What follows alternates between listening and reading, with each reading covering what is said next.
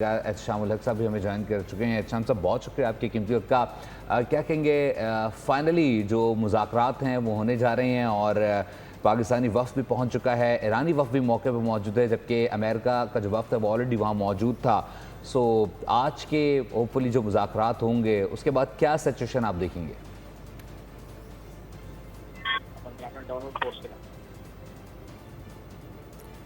एहतशाम साहब, आप सुन सकते हैं? सुन सकता हूँ जी। एहतशाम साहब, इस वक्त ऑब्वियसली मैं और आप हम सभी तारीख़ी लम्हात को विटनेस कर रहे हैं। सयाहत का मरकज़ है जो कि सिफारती मेज़ वहाँ पे सज चुकी है, पाकिस्तान इसकी मेज़बानी कर रहा है, क्या कहिएगा? देखें गौर, ये बहुत बड़ा ब्रेक थ्रू हुआ है। अभी 2 दिन पहले जिस तरह लगता था कि बातचीत कोलैप्स हो गई है और फिर दोबारा से अपना हॉर्मस बंद कर दी गई थी, अब अपना हॉर्मस फिर खोल दी गई है। अमेरिकन ने भी ब्लॉकेट ख़त्म कर दिया है। तो ज़ाहिर है आप देख लें जिस तरह ये सिग्नेचर हो चुके हैं प्रेसिडेंट की ट्रंप की तरफ से, शहबाज साहब की तरफ से और अब मसूद पशकियान की तरफ से। तो एक चीज तय होगी है कि अब जंग बंदी जो है ना वो तो रहेगी अपना 60 दिनों के लिए। अब अगला मरहला है कि ये जो MOU साइन हुआ है इसके बाद जो नीटी ग्रीटी तय करनी है, जिसके लिए JD वैंस पहुंच गए हैं, होपफुली मसूद पशकियान भी आ जाएंगे, तो उसके बाद ये सूरत तेजी के साथ बदल जाएगी। और अल्हम्दुलिल्लाह अब ये हमारे एफर्ट जो किए हमने, जिसको सारी दुनिया सराह रही है।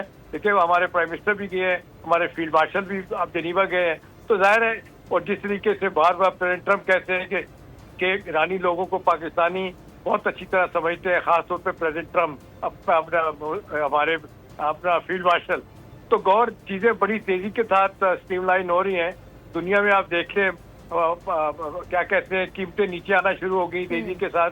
अब और दूसरी तरफ आप देखते हैं पेट्रोल प्राइसेस, कमोडिटी प्राइसेस, फिर आप देखते हैं स्टॉक मार्केट सारी दुनिया की जो है ना वो बिल्कुल दोबारा से वापस अपनी जगह पे आ रही है। तो ये सारा का सारा क्रेडिट ये पाकिस्तान को दिया जा रहा है। मैं बार बार देखता हूँ गौर के हर दूसरे दिन मैं देखता हूँ कभी फ्रांस का वजीर खारजा, कभी मॉस्को का वजीर खारजा, कभी हम देखते हैं कि कोई बरतानिया के जो वजीर है वो पाकिस्तान की तारीफ करते हैं कि ये पाकिस्तान ने वो काम कर दिया जो यूनाइटेड नेशन नहीं कर सका, यूरोपियन यूनियन नहीं कर सकी, OIC नहीं कर सकी, अरब लीग नहीं कर सकी, GCC के ममालिक खुद नहीं कर सके। तो ये सारा क्रेडिट जो पाकिस्तान को जा रहा है, हिंदुस्तान को बड़ा तकलीफ हो रही है। उनके अपने लोग बड़ा क्रिटिसाइज कर रहे हैं, दोबारा बार बार मोदी की हुकूमत से पूछते हैं आप कहाँ हैं, आप कहाँ हैं, आपको कोई क्यों नहीं पूछ रहा।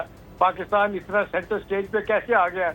पाकिस्तान एक मिडल पावर के तौर पे आया है, नेट सिक्योरिटी प्रोवाइडर। और इस लड़ाई के बाद पाकिस्तान का एक बहुत बड़ा रोल बढ़ गया है कि पाकिस्तान इसके बाद भी दिफाई मामलात पे, सफारती मामलात पे आगे होगा। और जो मेरी कुछ इत्तलात है गौर, वो अमेरिकन जो है पाकिस्तान को बड़ा रोल देने जा रहे हैं कि मिडिल ईस्ट के मामलात के लिए पाकिस्तान जो है ना वो कोशिश क्या करेगा, जहाँ कॉन्फ्लिक्ट होंगे पाकिस्तान को ले जाया जाएगा। ये बहुत बड़ी हमारी कामयाबी है कि पाकिस्तान को हर जगह लेके जा रहे हैं। वो समझ गए हैं कि पाकिस्तानी लोग सफारतकारी करना जानते हैं, उन्हें पता है कि हमने किस तरीके से अपने ऑब्जेक्टिव को अचीव करना है। तो ये आज अब वहाँ पे सब लोगों का इकट्ठा होना और परमानेंट पीस के हवाले से निगोशिएशन कर रहा हूँ, और जो 24 पॉइंट है वो 14 पॉइंट है, उनकी बुनियाद पे नीचे लेके जाना सारे मामलात को। और फिर ईरान पे से सैंक्शन खत्म हो जाएंगी। ये बातें हो रही है कि उनके हिसाब से अनफ्रीज कब होंगे नहीं होंगे, लेकिन तमाम इत्तलात यही के होंगे। और दूसरा JD वैंस ने भी कहा है कि $300 अरब का एक पैकेज जो है रिहेबिलिटेशन का जो है ना वो ईरान के लिए हो सकता है। तो मेरा ख्याल है ये बहुत ही अच्छी बात है। और दूसरा गौर, ये हमारे लिए बहुत सारे डिविडेंड लेके आएगी ये सिचुएशन।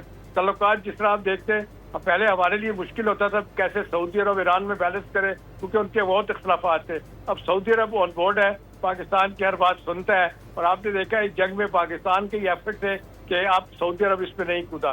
तो अब सवाल ये है कि जिसके बाद क्या होगा, मेरा ख्याल है नई अलाइनमेंट होगी, नए ब्लॉक बनेंगे, और जिसमें बार बार एक चीज आ रही है कि मिस्र, पाकिस्तान, तुर्की और सऊदी अरब का एक बड़ा रोल होगा। और फिर यह कि सिक्योरिटी अम्ब्रेला कौन देगा और कौन सिक्योरिटी के मामलात को देखेगा। अब कुछ इत्तला सफारती सतह पे गौर आ रही हैं कि एकदम से GCC कंट्री जो बहुत इसको कहना चाहिए परेशान भी हुए, फ्रस्ट्रेट भी हुए कि हमें जो सिक्योरिटी अमेरिका की तरफ से मिलनी चाहिए थी वो नहीं मिली। तो उसके बाद हमारे साथ रहिएगा। सब्सक्राइब करें और बेल दबाएं ताकि कोई खबर रह न जाए।